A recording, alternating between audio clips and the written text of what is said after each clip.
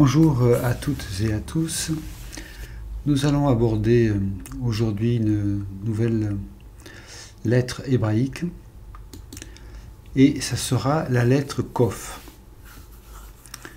Alors cette lettre Kof qui se trouve en fait dans les dernières lettres de l'alphabet donnera en latin la lettre Q. Cette lettre Kof est de valeur numérique 100 et elle va symboliser d'une manière générale la sagesse. Alors c'est représenté sous la forme de chat de l'aiguille, le trou d'une aiguille, et dans certains cas aussi sous la forme d'un hachoir, d'une hache, un hachoir. Alors cette lettre symbolise la sagesse, comme je disais, et on le retrouve aussi, curieusement, dans le mot singe. Curieusement, oui, le mot singe est tiré de cette lettre, comme si le singe symbolisait quelque part une forme de sagesse. Et cela malgré ses vices, son côté rusé, malicieux. On peut y voir quelque part la ruse divine, grâce à laquelle l'homme de condition adamique va pouvoir passer vers une dimension supérieure, plus spirituelle, sa dimension divine. Donc le Kof symbolise une sagesse, parfois malicieuse, mais qui permet à l'homme son accomplissement. Et dans la tradition, on peut voir que pour atteindre la sagesse de Dieu, il faut, quelque part, il faut devenir fou. Fou selon l'homme en exil, l'homme charnel. Il y a une sagesse humaine qui est une folie pour Dieu, et une sagesse divine qui est une folie pour l'homme. On peut lire ça dans les épîtres de Paul. Notamment dans l'épître aux Corinthiens, 1 Corinthiens 1, 21, on peut lire « Puisque le monde avec sa sagesse n'a point connu Dieu, il a plu à Dieu, dans sa sagesse, de sauver les croyants par la folie de la prédication. » Donc il parle de la folie, et un peu plus loin, l'apôtre Paul nous dira que nul ne s'abuse lui-même. Si quelqu'un parmi vous pense être sage selon ce siècle, qu'il devienne fou, afin de devenir sage, car la sagesse de ce monde est une folie devant Dieu. Aussi est-il écrit, il prend les sages dans leur ruse. C'est le passage de 1 Corinthiens 3, versets 18 à 19, mais qui démontre qu'il y a vraiment un antagonisme entre la sagesse de l'homme et la sagesse de Dieu, et que quelque part, la sagesse de Dieu est une folie pour la compréhension de l'homme dans sa dimension adamique, charnelle, l'homme en situation d'exil. Alors, comme je disais précédemment, la lettre Kof est aussi symbolisée sous la forme d'une hache. On retrouve ça dans l'hiéroglyphe égyptien, une hache qui fend donc en deux. Dans certains cas, on retrouve le chat de l'aiguille, qui symbolise quelque part la porte étroite, celle de la sagesse, permettant le passage de niveau supérieur, permettant la verticalisation. Alors ce qui est intéressant, c'est que justement je parle de verticalisation, c'est-à-dire le fait le chat de l'aiguille, c'est une sorte de porte étroite, nécessité de passer par une porte étroite, celle de la sagesse, qui permet justement à l'homme de se verticaliser. Et en hébreu, on a un mot, un verbe, qui nous parle de se redresser, de se lever, qui est le verbe koum, qui contient justement la lettre Kof, le Vav et le Mem. Et donc, on voit aussi donc, que cette lettre nous parle de la verticalisation. On a aussi, avec cette lettre Kof, le sens du cordeau. C'est un mot, le fil à plomb, le fil, le cordeau, qui s'écrit avec un Kof et un Vav, et donc qui nous parle aussi donc, de ce fil à plomb, cette sagesse qui vérifie, qui est dans la justesse, et qui est aussi un cordon, je dirais un cordon ombilical. Certains dans la tradition parlent du cordon ombilical, qui permet de nourrir la création, hein, ce fil à plomb, ce cordeau entre le ciel et la terre, et qui est une sorte de cordon ombilical nourrissant la création. Justement, la valeur numérique du Kof, c'est la valeur 100, et donc c'est lié au divin. Le 1, c'est le Aleph, qui nous parle de la connexion avec le divin. Le 10, c'est le Yod, qui est aussi le germe divin, donc qui nous ramène au divin. Et donc là, le cordon ombilical, le 100, valeur numérique 100, qui est aussi lié au divin. Donc le cordon ombilical qui vient nourrir entre ciel et terre. Ça, c'est très intéressant. Alors, on va aborder maintenant quelques mots.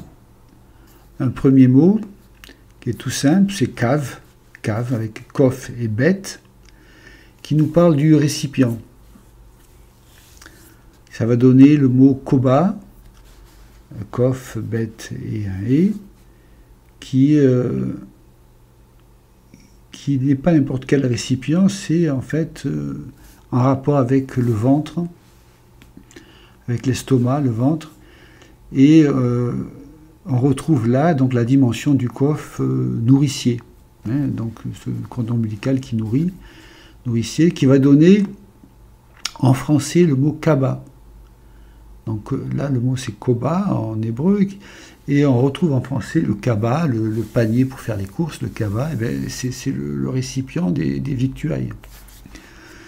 Donc vous voyez cette dimension de récipient pour recevoir une nourriture. Et on a dans le même ordre un autre mot qui, avec un Kof et le Bet, mais c'est le Kof, Resh et Bet, qui veut dire entraille.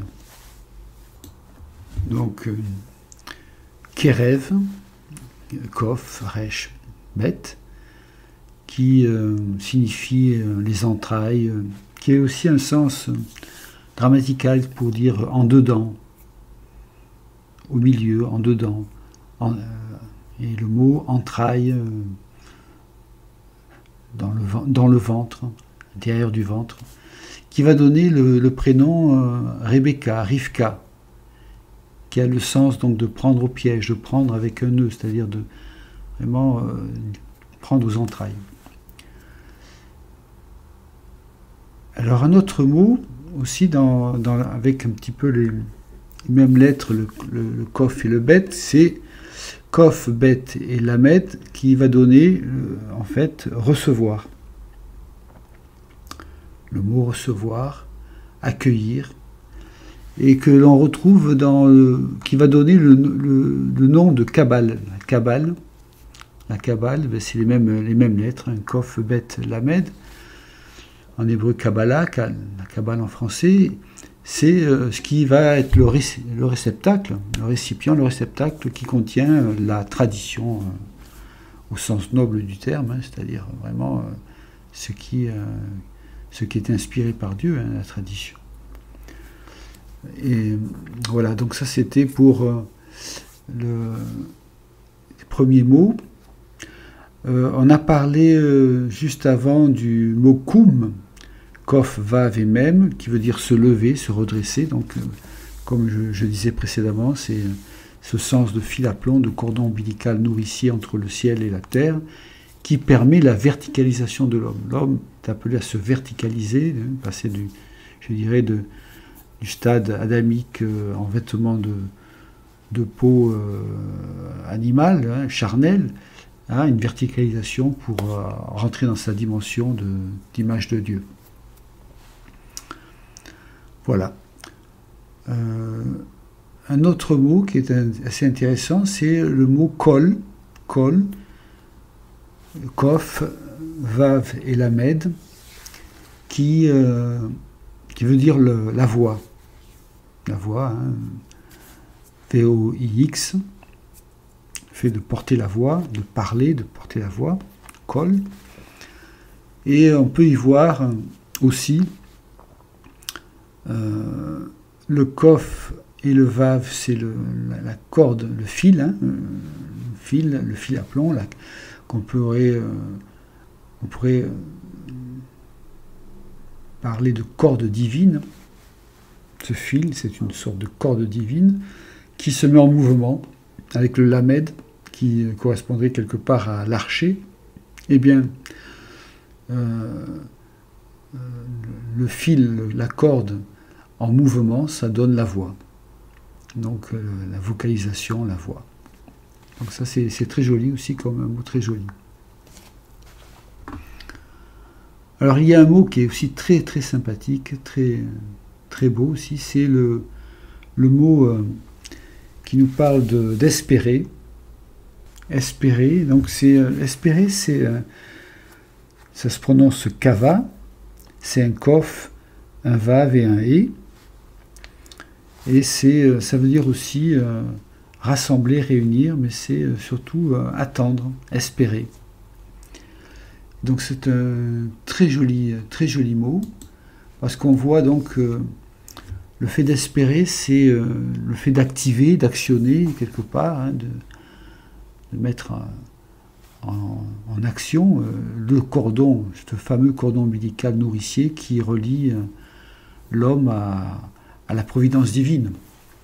Donc c'est un très, très beau mot, ça, kava, espérer, avec ce kof, qui est le cordon ombilical, qui est le fil qui nous relie à la source, je dirais, du ciel.